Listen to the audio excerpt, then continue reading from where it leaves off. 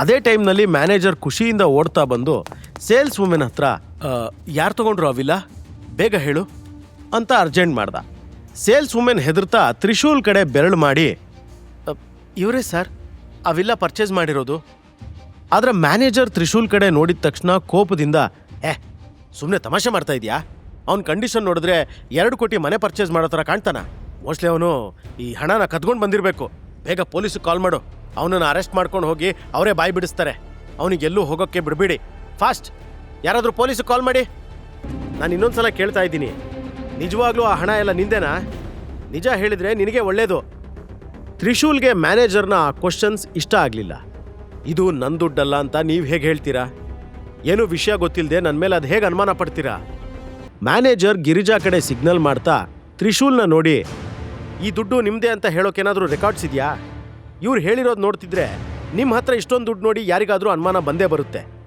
ಅದೇ ಟೈಮ್ಗೆ ಗಿರಿಜಾ ಮಧ್ಯೆ ನುಗ್ಗಿ, ಇದು ಖಂಡಿತ ಅವತ್ತು ಇವನನ್ನ ನಮ್ಮ ಮನೆ ಹತ್ರ ಡ್ರಾಪ್ ಮಾಡೋಕೆ ಬಂದಿರೋರು ದುಡ್ಡೇ ಆಗಿರ್ಬೋದು. ನೀನು ಅವರಿಂದ ಕದ್ಕೊಂಡು ಬಂದಿದ್ಯಾ? ಗಿರಿಜಾ ಮಾತನ್ನ ಈಗ ಮ್ಯಾನೇಜರ್ ಕಂಪ್ಲೀಟ್ ಆಗಿ ನಂಬ್ಕೊಂಡಿದ್ದ. ಇದೆಲ್ಲ ನಡೀತಾ ಇರುವಾಗಲೇ ಮ್ಯಾನೇಜರ್ ಆ ಕಡೆ ಹೋಗಿ ಯಾರ ಜೊತೆನೋ ಮಾತಾಡಿಕೊಂಡು ಕೆಲವು ಸೆಕೆಂಡ್ಸ್ ನಂತರ ರಿಟರ್ನ್ ಬಂದ. ನಾನು ಪೊಲೀಸಿಗೆ ಬರೋಕ್ಕೆ ಹೇಳಿದ್ದೀನಿ, ಅವರು ಎಲ್ಲ ನಿಜ ಹೊರಗೆ ಹಾಕ್ತಾರೆ. ಇದೇ ಗ್ಯಾಪ್ನಲ್ಲಿ ತ್ರಿಶೂಲ್ ಅವನ ಫೋನ್ ತೆಗೆದು ಸಂಜೀವ್ಗೆ ಕಾಲ್ ಮಾಡಬೇಕು ಅಂದ್ಕೊಂಡ. ಬಟ್ ಅವನ ಫೋನ್ ಚಾರ್ಜ್ ಇಲ್ಲದೆ ಸ್ವಿಚ್ ಆಫ್ ಆಗಿರೋದನ್ನ ನೋಡ್ದ.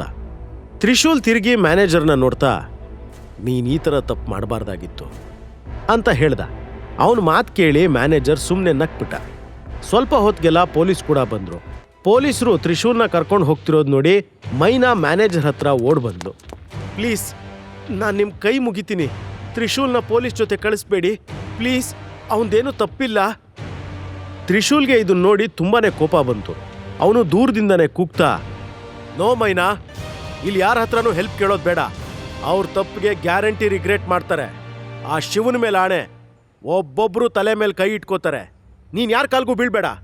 ಆದರೆ ತ್ರಿಶೂಲ್ನ ಪೊಲೀಸರು ಕರ್ಕೊಂಡು ಹೋಗ್ತಿರೋದು ನೋಡಿ ಮೈನಾಗೆ ಒಂಚೂರು ಕೂಡ ಸರಿ ಅನ್ನಿಸ್ಲಿಲ್ಲ. ಅವನು ಹೋಗ್ತಿರೋದನ್ನ ನೋಡಿ ಅವಳ ಕಣ್ಣಲ್ಲಿ ನೀರು ತುಂಬಿಕೊಳ್ತು.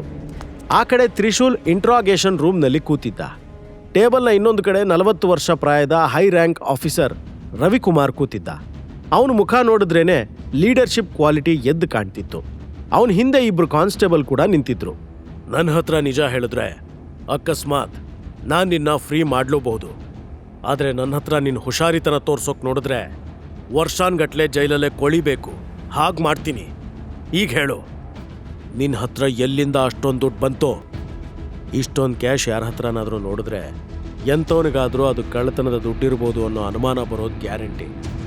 ಬಟ್ ನಾನು ನಿಮ್ಮ ಹತ್ರ ಸತ್ಯ ಹೇಳ್ತಾ ಇದ್ದೀನಿ, ಆ ದುಡ್ಡು ನಂದೇ. ನಿಂಗೆ ನಿನ್ನ ಜೀವದ ಮೇಲೆ ಆಸೆ ಇಲ್ವೇನೋ? ಜೈಲಿಗೆ ಹೋಗೋ ಆಸೆ ತುಂಬಾ ಇದ್ದಂಗಿದೆ. ನಾನು ನಿಮ್ಮ ಹತ್ರ ಎಲ್ಲ ನಿಜಾನೇ ಹೇಳ್ತಾ ಇದ್ದೀನಿ. ನೀವು ನಾಯಕ್ ಗ್ರೂಪ್ಸ್ ಹೆಸರು ಕೇಳಿದ್ದೀರಾ? ಆ ಕಂಪ್ನಿನ, ಅದು ನಮ್ಮ ದೇಶದಲ್ಲೇ ತುಂಬ ದೊಡ್ಡ ಕಂಪ್ನಿ. ಆ ಕಂಪ್ನಿ ಬಗ್ಗೆ ಎಲ್ರಿಗೂ ಗೊತ್ತಿರುತ್ತೆ. ಎಸ್, ಅದೇ ನಾನು ಆ ಕಂಪ್ನಿ ಚೇರ್ಮನ್. ತ್ರಿಶೂಲ್ ಹಾಗೆ ಹೇಳ್ತಾ ಇದ್ದ ಹಾಗೆ, ನಿನ್ನ ತಲೆ ಸರಿ ಇದೆ ಅಲ್ವಾ? ಹೋಗ್ಲಿ ಬಿಡು. ನೀನೇನಾದರೂ ಸುಳ್ಳು ಹೇಳ್ತಾ ಇದೆಯಾ ಅಂತ ನಂಗೆ ಗೊತ್ತಾದರೆ ಈಗಿಂದೀಗಲೇ ಜೈಲಿಗೆ ಹಾಕ್ತೀನಿ. ತ್ರಿಶೂಲ್ ತಲೆ ಆಡಿಸ್ತಾ, ನಿಮಗೆ ನನ್ನ ಮಾತಿನ ಮೇಲೆ ನಂಬಿಕೆ ಇಲ್ಲ ಅಂದರೆ ನಾಯಕ್ ಗ್ರೂಪ್ಸ್ಗೆ ಫೋನ್ ಮಾಡಿ ಚೆಕ್ ಮಾಡ್ಕೊಳ್ಳಿ. ಅಷ್ಟೊಂದು ದೊಡ್ಡ ಕಂಪ್ನಿ ಫೋನ್ ನಂಬರ್ ನಮ್ಮ ಹತ್ರ ಎಲ್ಲಿರುತ್ತೆ?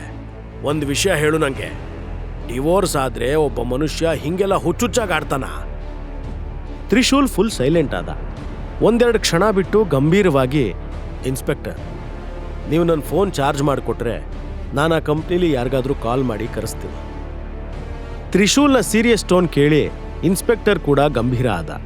ಒಬ್ಬ ಕಾನ್ಸ್ಟೇಬಲ್ನ ಕರೆದು, ಹೋಗಿ ಇವನು ಫೋನ್ನ ಚಾರ್ಜ್ ಮಾಡಿಕೊಂಡು ತಗೊಂಡು ಬಾ. ಯಾರಿವನು ಅನ್ನೋದು ನಾನು ನೋಡೇ ಬಿಡ್ತೀನಿ. ಕಾನ್ಸ್ಟೇಬಲ್ ಹೊರಗೆ ಹೋಗಿ ಸ್ವಲ್ಪ ಹೊತ್ತು ಫೋನ್ ಚಾರ್ಜ್ ಮಾಡಿ ಒಳಗೆ ತಗೊಂಡು ಹೋದ. ಆ ಕಾನ್ಸ್ಟೇಬಲ್ ಏನೂ ಮಾತಾಡದೆ ತ್ರಿಶೂಲ್ಗೆ ಫೋನ್ ಕೊಟ್ಟ.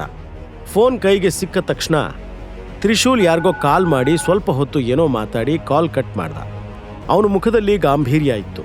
ಒಂಚೂರು ಹಿಂಜರಿದೆ ಫೋನ್ ಟೇಬಲ್ ಮೇಲಿಟ್ಟ. ಅದೇ ಟೈಮ್ಗೆ ಮೈನಾ ಒಂದು ಸಣ್ಣ ಬ್ಯಾಗ್ ಹಿಡ್ಕೊಂಡು ಪೊಲೀಸ್ ಸ್ಟೇಷನ್ ಒಳಗೆ ಬಂದ್ಲು. ಒಬ್ಬ ಪೊಲೀಸ್ ಹತ್ರ ಹೋಗಿ, ಸರ್ ಪ್ಲೀಸ್ ನೀವು ತ್ರಿಶೂಲ್ನ ಬಿಟ್ಬಿಡಿ ಅಂತ ಹೇಳಿದ್ಲು. ಯಾರಮ್ಮ ತ್ರಿಶೂಲ್? ತ್ರಿಶೂಲ್ ಮಹಾದೇವ್. ಈಗ ಸ್ವಲ್ಪ ಹೊತ್ತಿಗೆ ಮುಂಚೆ ಅವನು ಇಲ್ಲಿ ಕರ್ಕೊಂಡು ಬಂದಿದ್ದಾರೆ. ಓ ಅವನಾ? ಅವನು ಒಳಗೆ ರೂಮ್ನಲ್ಲಿದ್ದಾನೆ. ವಿಚಾರಣೆ ನಡೀತಾ ಇದೆ. ಮೈನಾ ಅವಳ ಕೈಯಲ್ಲಿರೋ ಸಣ್ಣ ಬ್ಯಾಗ್ನ ಆ ಪೊಲೀಸ್ ಮುಂದೆ ಹಿಡಿದ್ಲು. ಇದರಲ್ಲಿ ಏನಿದೆ ಅಂತ ಆ ಪೊಲೀಸ್ ಕೇಳ್ದ. ಅವನು ಬ್ಯಾಗ್ ಓಪನ್ ಮಾಡಿ ನೋಡಿದ ಕೂಡಲೇ ಅದರಲ್ಲಿ ದುಡ್ಡಿರೋದು ಕಾಣ್ತು. ಸರಿ ಸರಿ, ನೀವು ಅಲ್ಲಿ ಹೋಗಿ ಕೂತ್ಕೊಳ್ಳಿ, ಬ್ಯಾಗ್ ನಿಮ್ಮ ಹತ್ರನೇ ಇಟ್ಕೊಳ್ಳಿ ಅಂತ ಹೇಳಿ ಆ ಬ್ಯಾಗ್ ಮೈನಾಗೆ ಕೊಟ್ಟ. ಮೈನಾ ಬ್ಯಾಗ್ ತಗೊಂಡು ಅಲ್ಲೇ ಇದ್ದ ಒಂದು ಬೆಂಚ್ನಲ್ಲಿ ಹೋಗಿ ಕೂತ್ಕೊಂಡ್ಳು. ಸ್ವಲ್ಪ ಹೊತ್ತಲ್ಲಿ ಇಬ್ಬರು ಲಾಯರ್ ಮತ್ತು DIG ಇಂಟ್ರಾಗೇಷನ್ ರೂಮ್ ಕಡೆ ಹೋಗೋದನ್ನ ನೋಡಿದ್ಲು. ಇಂಟ್ರಾಗೇಷನ್ ರೂಮ್ನ ಡೋರ್ ಓಪನ್ ಆಯಿತು. ಅಲ್ಲಿರೋ ತ್ರಿಶೂಲ್ನ ನೋಡಿ DIG ಹೆದರಿದ್ದ. ಮತ್ತೆ ಅಲ್ಲೇ ಇದ್ದ ಇನ್ಸ್ಪೆಕ್ಟರ್ ರವಿನ ತರಾಟೆಗೆ ತಗೊಂಡು, ಇವ್ರು ಯಾರು ಅನ್ನೋದು ಗೊತ್ತಾ ನಿಂಗೆ, ಇಡಿಯೇಟ್? DIGನ ನೋಡಿ ರವಿಕುಮಾರ್ ಶಾಕ್ ಆಗಿ ಎದ್ದು ನಿಂತು ಸಲ್ಯೂಟ್ ಮಾಡ್ದ. ಯಾವ ಚಾರ್ಜ್ ಮೇಲೆ ಇವ್ರನ್ನ ಇಲ್ಲಿ ಕೂರಿಸಿದ್ದೀರಾ ನೀವು? DIG ಬಂದಿರೋದನ್ನ ಇನ್ನೂ ಡೈಜೆಸ್ಟ್ ಮಾಡ್ಕೊಳಕ್ ಆಗದೆ ಇರೋ ರವಿ ತೊದಲ್ತಾ, ಸರ್ ಅದು ಅದು ಅದು ಅದು ಏನು ಹೇಳ್ತಾ ಇದೆಯಾ? ಇವರು ನಾಯಕ್ ಗ್ರೂಪ್ಸ್ನ ಚೇರ್ಮನ್. ಇಷ್ಟು ದೊಡ್ಡ ತಪ್ಪು ನೀನು ಹೇಗೆ ಮಾಡಿದೆ? ಸರ್, ನೀವು ಪ್ಲೀಸ್ ಹೊರಗೆ ಕೂತು ರೆಸ್ಟ್ ಮಾಡಿ, ನಾನು ಇವ್ರ ಜೊತೆ ಮಾತಾಡ್ಕೊಂಡು ಬರ್ತೀನಿ. ಆ ಮಾತು ಕೇಳಿ ತ್ರಿಶೂಲ್ ಹೊರಗಡೆ ಹೋದ. ತ್ರಿಶೂಲ್ ಹೊರಗೆ ಬಂದ ತಕ್ಷಣ ಮೈನಾ ಕೂತಿರೋದನ್ನ ನೋಡಿ ಶಾಕ್ ಆಗ್ಬಿಟ್ಟ. ಅವಳ ಪಕ್ಕ ಹೋಗಿ ಅವಳು ಅಳ್ತಿರೋದನ್ನ ಗಮನಿಸ್ದ. ತ್ರಿಶೂಲ್ ಬಂದು ಪಕ್ಕದಲ್ಲಿ ಕೂತಿರೋದು ಮೈನಾಗೂ ಖುಷಿ ಆಯಿತು. ನೀನು ಓಕೆ ಅಲ್ವಾ? I am okay. ನೀನು ಹೇಳು, ನೀನು ಯಾಕೆ ಇಲ್ಲಿಗೆ ಬಂದೆ? ನೀನು ನನ್ನ ಸೇವ್ ಮಾಡಿದ್ಯಾ. ಈಗ ನಿನ್ನ ಕಾಪಾಡೋದು ನನ್ನ ಪಾಳಿ. ಆದರೆ ಏನು ಮಾಡಬೇಕು ಅಂತ ನಂಗೆ ಗೊತ್ತಾಗಲಿಲ್ಲ. ಅದಕ್ಕೆ ನಾನು ನನ್ನೆಲ್ಲ ಸೇವಿಂಗ್ಸ್ನೂ ತಂದೆ. ನೀನು ಪೊಲೀಸರಿಗೆ ದುಡ್ಡು ಕೊಟ್ಟು ನನ್ನ ಬಿಡಿಸ್ಬೇಕು ಅಂದ್ಕೊಂಡ್ಯಾ? ಇದಕ್ಕೆ ಲಂಚ ಅಂತ ಕರೀತಾರೆ. ಅರ್ಜೆಂಟಲ್ಲಿ ಏನು ಮಾಡಬೇಕು ಅಂತ ನಂಗೆ ಗೊತ್ತಾಗಲಿಲ್ಲ. ನಂಗೆ ಇದೇ ಸರಿ ಅಂತ ಅನಿಸಿದ್ದು. ಇರೋದೆಲ್ಲ ಖಾಲಿ ಮಾಡಿಕೊಂಡ್ರೆ ನಿನ್ನ ಖರ್ಚಿಗೆ ಏನು ಮಾಡ್ತಿದ್ದೆ? ಆ ಸೆಕೆಂಡಲ್ಲಿ ನನ್ನ ಜೀವ ಉಳಿಸಿರೋ ಹುಡುಗನ್ನ ಕಾಪಾಡಬೇಕು, ಅದೇ ನಂಗೆಲ್ಲದಕ್ಕಿಂತ ಇಂಪಾರ್ಟೆಂಟ್ ಅನ್ನಿಸ್ತು. ಮೈನಾ ಮಾತು ಕೇಳಿ ತ್ರಿಶೂಲ್ ಮನಸ್ಸು ತುಂಬಿ ಬಂದು ಮುಖದಲ್ಲಿ ನಗು ಮೂಡ್ತು. ಅಷ್ಟರಲ್ಲಿ DIG ಜೊತೆಗೆ ಇನ್ಸ್ಪೆಕ್ಟರ್ ರವಿಕುಮಾರ್ ಮತ್ತೆ ಆ ಇಬ್ಬರು ಕಾನ್ಸ್ಟೇಬಲ್ಸ್ ಕೂಡ ಹೊರಗಡೆ ಬಂದರು. ರವಿ ಮುಖದಲ್ಲಿ ಭಯ ಎದ್ದು ಕಾಣ್ತಾ ಇತ್ತು. ರವಿ ಏನಾದರೂ ಹೇಳೋದ್ರೊಳಗೆ, ಒಂದು ಕೆಲಸ ಮಾಡಿ, ನೀವು ಮೊದಲು ಇವಳಿಗೊಂದು ಕ್ಯಾಬ್ ಬುಕ್ ಮಾಡಿ, ಸೇಫಾಗಿ ಅವಳು ಅದರಲ್ಲಿ ಕೂರೋ ಥರ ನೋಡ್ಕೊಳ್ಳಿ, ನಾನು ರವಿ ಅವ್ರ ಜೊತೆ ಮಾತಾಡ್ತೀನಿ ಅಂತ ಮೈನಾಳ ಕಡೆ ತೋರಿಸ್ತಾ ಹೇಳ್ದ. ತಕ್ಷಣ ರವಿ ಕಾನ್ಸ್ಟೇಬಲ್ಸ್ಗೆ ಕೈ ಸನ್ನೆ ಮಾಡಿ ಹೇಳ್ದ. ಸ್ಟೇಷನ್ ಹೊರಗೆ ಕ್ಯಾಬ್ನಲ್ಲಿ ಕಾಯ್ತಾ ಕೂತಿದ್ದ ಮೈನಾ ತ್ರಿಶೂಲ್ ದೊಡ್ಡ ಮನುಷ್ಯನ ಅಂತ ಯೋಚನೆ ಮಾಡ್ತಾ ಇದ್ಲು. ಅದಕ್ಕೆ ಎಲ್ಲರೂ ಅವನಿಗೆ ಅಷ್ಟೊಂದು ಮರ್ಯಾದೆ ಕೊಡ್ತಿದ್ದಾರೆ ಅನ್ನಿಸ್ತು. ಸ್ವಲ್ಪ ಹೊತ್ತಿನ ನಂತರ ತ್ರಿಶೂಲ್ ಕೂಡ ಕ್ಯಾಬ್ನಲ್ಲಿ ಹೋಗೋಕೆ ಕೂತ. ತಕ್ಷಣ ಮೈನಾ, ನೀನು ಯಾರು? ಯಾಕೆಲ್ಲರೂ ನೀನು ನೋಡಿದ ಕೂಡಲೇ ಅಷ್ಟು ಗೌರವ ಕೊಡ್ತಾರೆ? ಈ ಪ್ರಶ್ನೆ ನೀನು ನಾನು ಕೇಳ್ತೀಯ ಅಂತ ಎಕ್ಸ್ಪೆಕ್ಟ್ ಮಾಡಿದ್ದೆ. ನಾನೊಬ್ಬ ಸಾಮಾನ್ಯ ಮನುಷ್ಯ, ಆದರೆ ಶ್ರೀಮಂತರ ಜೊತೆ ನನಗೊಳ್ಳೆ ಫ್ರೆಂಡ್ಶಿಪ್ ಇದೆ. ಅವರಿಗೆ ನನ್ನಂಥವರಿಂದ ಯೂಸ್ ಇದೆ. ಅದಕ್ಕೆ ನನಗೂ ಅಲ್ಪ ಸ್ವಲ್ಪ ಗೌರವ ಸಿಗುತ್ತೆ. ತ್ರಿಶೂಲ್ ಒಬ್ಬ ಸಾಮಾನ್ಯ ಮನುಷ್ಯ ಅನ್ನೋದನ್ನ ಮೈನಾ ಒಪ್ಕೊಂಡ್ಲು. ಅವನಿಗೆ ಬೇರೆನೇ ಬ್ಯಾಕ್ಗ್ರೌಂಡ್ ಇರಬಹುದು ಅನ್ನೋ ಅನುಮಾನ ಕೂಡ ಕಾಡಲಿಲ್ಲ. ಸಂಪೂರ್ಣ ಕಥೆ ಕೇಳಲು ಪಾಕೆಟ್ FM ಅಪ್ಲಿಕೇಶನ್ ಡೌನ್ಲೋಡ್ ಮಾಡಿ. ಲಿಂಕ್ ಡಿಸ್ಕ್ರಿಪ್ಷನ್ ಅಲ್ಲಿದೆ.